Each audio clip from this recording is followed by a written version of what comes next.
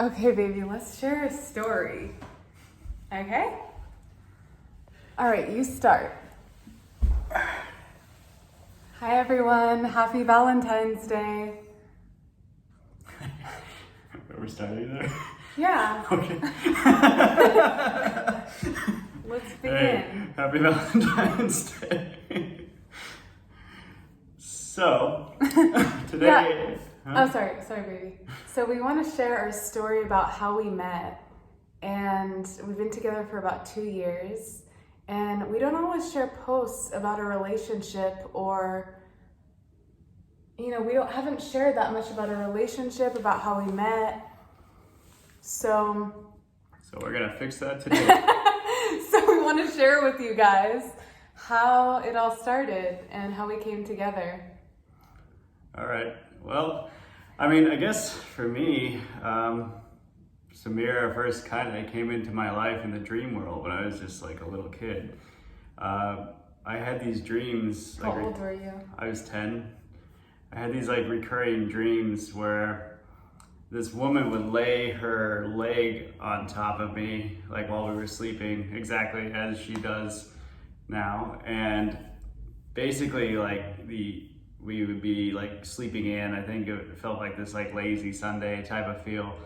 And then these kids would burst into the room, mom, and scream like mom and dad, and then they would like run and they'd jump onto the bed. And then I'd turn to see her face, and right before I'd see her face, every time in the dream I'd wake up. And so it was interesting because it was like I had this like feeling of what she was gonna feel like and like what her body was like and kind of what she looked like, but then it's like I had no idea like what her face was. And like I used to tell stories like to friends for like years growing up, like when I was like a teenager. It's like, no, she's gonna be like this, she's gonna have kind of like darker skin than me, she's gonna have brown hair, she's gonna be like have this type of build, and all my friends would be like, yeah right. So you're dreaming, you're never gonna meet this girl. And I'm like, no, I'm going to.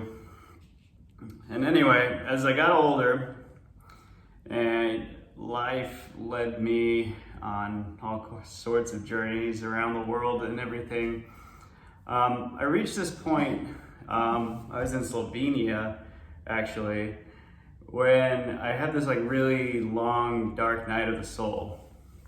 And at night, like I went out to the lake I was camping by, and it was like the whole sky was like full of stars, and I just like prayed for some sort of sign that there's more to life than just the surface level society that I, could seem to only find everywhere, even when I was traveling.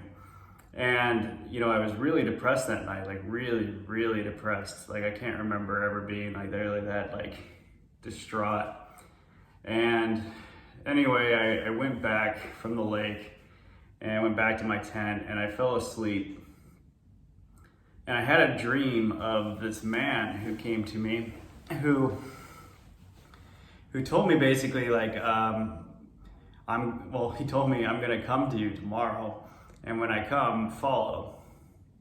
And I was like, what? Okay. I like woke up from this dream, thought it was kind of odd. I went out that day, went hiking in the mountains, and all of a sudden I see this guy from my dream just pop out of the forest. And I was like, holy shit. I'm like, this guy's real. And before I can even say anything to him, he just takes off, like sprinting into the forest. So I just like drop what I'm doing and I sprint after him. And I'm running after him through the forest for like a pretty long time. It felt like, like about a mile. And it's like through like the dense part of it, not like on a trail or anything. It's like jumping over branches and going through thorns and like going like as fast as I can, trying to keep up with this guy. And like I lose him around this corner, and when I come to this corner, I turn the corner and all of a sudden there's beings there that are not like anything that I had ever encountered to that point in my life. They were very, very tall. They had different bodies. How tall were they? Like about 16 feet tall. They had sort of like a translucent blue skin color to them. Their bodies like were almost see-through, actually. And it went through what seemed like almost like this like dimensional gate and went into this city. And there in this like sort of city, the best way to describe it is I'm pretty sure it was an alternate dimension. And like through that dimension gate, it kind of like is layered on top of our reality. But there I had a meeting with these individuals, and actually after an initiation and like a ceremony took place there, I was introduced to Samira, in which I had the chance to sit down and talk to her, and we spent some time together. It felt like a few days or so together. And finally she said to me, she's like, okay, it's time, you have to leave now. And I really didn't want to leave. I was like, no, I can't leave. I'm like, I finally found you. Like, I can't go back, you know? And she's like, well, you'll be able to find me in California. So I was like, okay, I'm in Slovenia, you know, working my way towards like Greece and Egypt. And then, you know, I was going to go through like, you know, the rest of the Middle East and then like Asia to get back home. So I'm like, well, I guess I gotta complete this journey and then I'll go back to California. But anyway, I leave the city and I go back out this gate, and like as soon as I'm around this corner, it feels like this just drop in like the octaves. And like I was just back in this forest. And like, I don't know, it was like such a shocking experience. It took me a really, really long time to even process it, like to not even understand like what this was. But anyway, so I went back eventually after completing this trip. I went back to California and thought, okay, as soon as I get there, I'm gonna meet her, which was not the case. Like, it was about 8 years after that point until I actually met her again in this like realm. And how old were you when we first met in Slovenia? I was 23 when we first met in Slovenia, I think 23 or 24. So anyway, I go back to LA, and the entire time I'm thinking, I have to find this girl, I have to find her. So it's like I'm looking everywhere. It's like I go everywhere I think I could possibly find her. The funny thing is I always had a feeling I was gonna meet her at like Mystic Journey bookstore. So I would like frequent that place for like a long time. Like I just go in like every week and just check it out, thinking, oh, maybe she's gonna be here this time, and like never was. But anyway, eventually I got really frustrated with all of this, and sort of I gave up, and I'm just like, it doesn't matter. I'm like, I'm going to just work on me and just make myself into like the best version of me. And I'm just gonna read all the books I wanna read. I'm gonna develop everything I can develop. I'm gonna work on my own projects. I'm gonna do my work. I'm not gonna concern myself with like, you know, anything else. And, you know, the time went by like a long period of development. I'd say like a year or two where I was just reading every day. And my friends nicknamed me like the LA Hermit, because they're like, I don't know how you live like a hermit in the middle of a big city, but they're like somehow you do it. And I really did. And then there came a point where I decided that, you know, I really like wanted to meet her. Like I really wanted to draw her into my life. And in this dimension. I didn't want to keep going through it by myself. And it is actually triggered by a trip abroad where, you know, I was in Asia and, you know, witnessed this like really beautiful, magical experience. But it was just me, like all by myself there, and I had no one to share it with. And, you know, when you witness these magical experiences that are beyond like normal conception, it's like no one really believes you anyway. So it's like at this point, it's like I really felt like, you know, I really want to share my life with somebody. I don't want to just do this by myself. So one, I committed myself. It's like, okay, I'm not going to sleep with anyone else unless it's her. She's the only one I will. And after that, I decided like, okay, well, what can I do to attract her in? I'm like, well, I got to get used to her energy. I got to draw her energy to me. I'm not going to go look for it. I'm just going to create a magnetism that's going to bring her here to my apartment. And so I started making room for her in the apartment. Like I cleared out half of my closet and like, okay, this is her half of the closet. This is going to be my half of the closet. And I started like doing all these things and arranging it so it's like it would be the perfect spot for us to meet. And then after that, I decided to construct a magical painting, which would bring her energy into the place and draw her in. And so I did this entire painting, but the hard part came to like her face. Because even after this experience in Slovenia, I couldn't seem to remember her face. And also like from all the dreams, it's like I couldn't ever quite see her face. And so when it came to her face, like in the painting, I was like, I have to choose to see her face. And so I did, and I just like let go and I painted her face onto the painting. And I'm like, okay, one, I had like this feeling, I'm like, okay, this is kind of crazy because like if this girl doesn't exist, this like really proves that I am insane. And I have followed this long trail over like decades to nowhere. But then I also had the same thought at the same moment, I'm like, but if she does exist, it's like, this is exactly how I'm gonna bring her to me.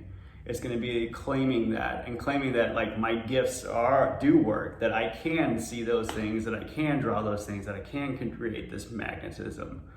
And so I did it, and I painted her, and I put her on my wall, or put the painting on the white wall, and constructed a magical altar below it that would, you know, honestly probably scare away anybody that was not Samira. But I knew that she would love it. and basically I did this, and then I just released it, and I didn't think about it. And then a couple weeks later, I, you know, ended up changing jobs and was looking for like some part-time work just to pick up, and I got a call from Mystic Journey Bookstore. And I'm like, okay, this is kind of interesting. I'm like, I guess I'll go in for an interview. And I ended up getting hired. And I show up on my first day for this job, and I walk in, and the first person I see is the woman that I painted and the woman I've been dreaming about for years. And what happened in that moment? Well, what happened? No, well, tell them what you... in that moment, how I knew is like when I walked in, because I didn't always dream about her in a physical sense too. I'd also dream about her like in a spiritual form, like her like oversoul. And I saw when I walked in, like I could feel the presence of her oversoul, and like when I walked in, I could see that combined with her into the same person. And like I knew like immediately upon seeing her, I'm like, that's her. Like, that's the girl. And then it was like, oh my God, that's the girl. I'm like, okay. And I like tried to collect myself. I'm like, I gotta like play this like super smooth. Meanwhile, 418, 1418, I was not interested in a relationship at all.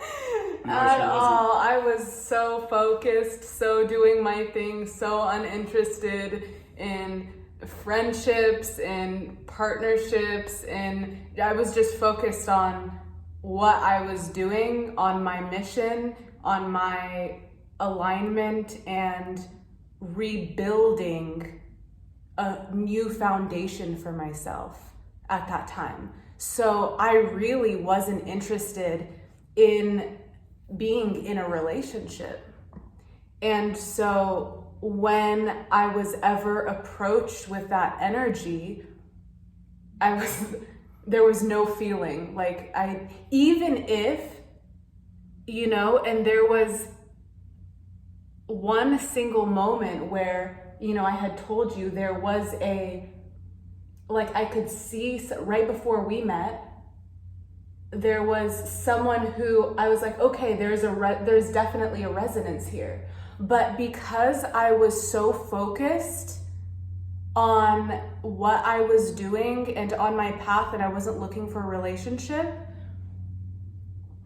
I wasn't thinking about it. But what's funny is, I remember one of my coworkers said to me, they're like, asked me about my love life, or they asked me about, if I was with someone or if I was interested or anything like that. And I think I just started laughing, and I was like, you know what? It would have to be absolutely perfect and absolutely magical and out of this world and an absolute yes on every single level. Mm-hmm. That is a great way to manifest, guys. You just state the only thing that you'll ever accept, and you'll draw that literally straight to you because you're not interested in anything else. So it's exactly what happened. Well, and it's like I did the same thing essentially too. I made the choice that I would only be with her, and I was cutting myself off from anything but the real thing. Mm-hmm. And so I'd made that choice, as well. And so I think that is a key to manifesting. Absolutely. Mm-hmm. Is that you do have to make that choice. You have to say exactly what you want, because if you're still exploring options, the universe is like, okay, here's options. Right, because you're playing, if you actually want a deep, powerful relationship in someone to focus all of your energy onto and with, and to grow and develop and create a magical world together. And if that's something you really want, right? Not everyone wants that. There's so many different kinds of relationships, but I wanted that, and Bryce wanted that. And so because we both wanted that, and that was our intention, we were completely magnetized towards each other. I mean, he was 10 years old. 10 years old when I first came into his consciousness. So, but you create that container, that space that only matches that vibration. So that is how that connection really works. You have to create and move into that space and that frequency within your being in order for that perfect match to occur. And that has to do with every single thing in your life that you're creating. So it's creating that container, creating that orbital frequency. Mm-hmm. that you are manifesting within your sphere.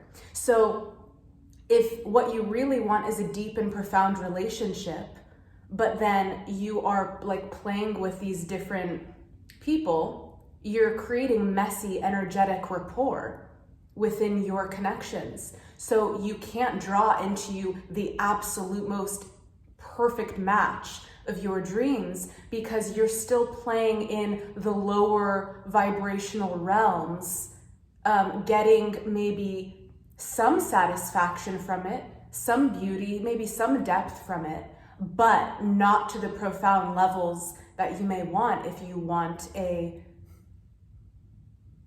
real thing. Yeah, the real thing, a deep, powerful relationship. Mm-hmm. Of course, that's only for people who want, a monogamous relationship. So yeah, of course. Yeah.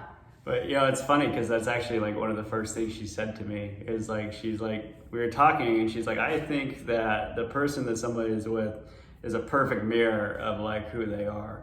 And we both, right when she said that, we both took this dance step matching each other right as soon as she said it. And I was just wow, this is really it. Yeah. And then we hit it off over tarot cards and a discussion on tarot cards. I had no idea that she spent a lot of her life, like, you know, putting together this like fantastic website that explained the entire wild unknown tarot through all of her experiences. And we ended up walking like all night and got dinner together. We took a walk after work. I only worked at Mystic Journey Bookstore for about 4 months total, I think. So I was there for a very short window of time before I left. Oh, and what we talked about is she asked me the funniest question anyone's like ever asked me. She's like, so like, what are you doing with your life, like in general? and at this point I was like, I always ask people that. Oh, wow, what a question. But the funny thing is, like, I was working on the Temple of the Archinox. I just hadn't told anybody that that's what I was doing. Like, I'm like, I just do it on my own. Like, I spent all my time drawing diagrams and designing the complex. And since she asked me that, you know, I introduced the Temple of the Archinox to her and was telling her all about it, which led to this whole conversation. So I ended up, like, you know, divulging. You can see the plans in the back too of the temple drawings.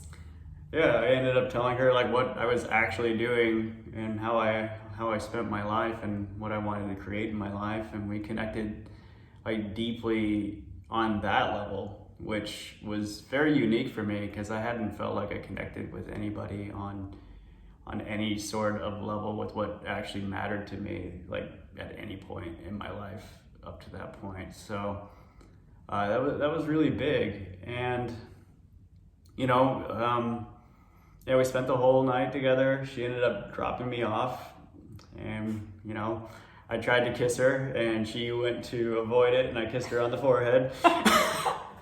My response was I ducked. Yeah, she ducked my kiss. And so I kissed her on the forehead and went upstairs and we got an email from work that had our email addresses on, and I saw Mirasol Wisdom was like behind her name. So I'm like, okay, I'm gonna look up mirasolwisdom.com and read her blog. And I ended up like reading her entire blog that night. Like, I was just blown away. I was like, wow, she actually knows what she's talking about. I'm like, this is really cool. Like, she did such amazing work. And and so I was like, man, this is awkward though. I just read her whole blog and I know all this stuff about her life. And I'm like, well, I guess I gotta tell her. So I just wrote her an email and like, so I just like read your blog, like all of it. And I want to let you know that you have a book already, which now, you know, it is a book. Yeah. And, you know, because of Bryce, I turned that blog into a book, my tarot book. So. Yeah, and then it's like, you know, it still wasn't quite there yet, but you know, I asked her out. I tried to make dinner plans, and she's like, no, I don't do that. I don't make plans. And I was like, okay, well, how do I see you? And she's like, well, it'll just happen if it's like meant to be. Like, she was ready to just kind of like, she just releases it to the universe like she does with like everything. So I was like, okay, well, I'm not going to ask her out then. I guess I'll just see her when I see her. And she showed up at my apartment like that night. Just knocked on the door, and like I've seen her every day since. And she completely changed my life. She's my best friend in the whole world. Yeah, and he's my best friend in the whole world. So yeah, we're like total adventure buddies. And yeah. So I mean, this is how we met. So we just wanted to share with you our love and our joy, and you know, a little bit into our personal life too, because we share a lot of our teachings and we don't always share, you know, so much personal, because really everything that we share, both of us, it's from direct personal experience. It is from a heart of hearts, it's from the depths of our soul. It is everything that we've learned upon our journey. So we want to share that with you as well. Everything we share, everything we teach is from direct experience and from everything that we have been through. So We love what we do. We love you guys tuning in. We appreciate this connection so much and supporting each other's work and devoting ourselves to the sacred in this life, devoting ourselves to the truth. So this is the basis of our relationship. The foundation of our relationship is merged in the truth of spirit, merged in the truth of God, and that's what we care about. So all that we create in reverence and devotion to the beloved in each and every one of you, and the beloved in us. We create all of this for the celebration, for the expansion of who we really are as souls, as infinite beings. So, we invite you to ask us any questions if you want to about our relationship. We're thinking, this is pretty fun to share with you guys in this way. So if you guys have any questions or want to know more personal things about us, we're open books. We don't share personal stuff all the time, but we're pretty open. So feel free to ask us, and maybe we'll make some more of these too. Mm-hmm. Yeah, that's fun. Yeah. Yeah, well, happy Valentine's Day. Happy Valentine's Day, everyone. All right. Bye.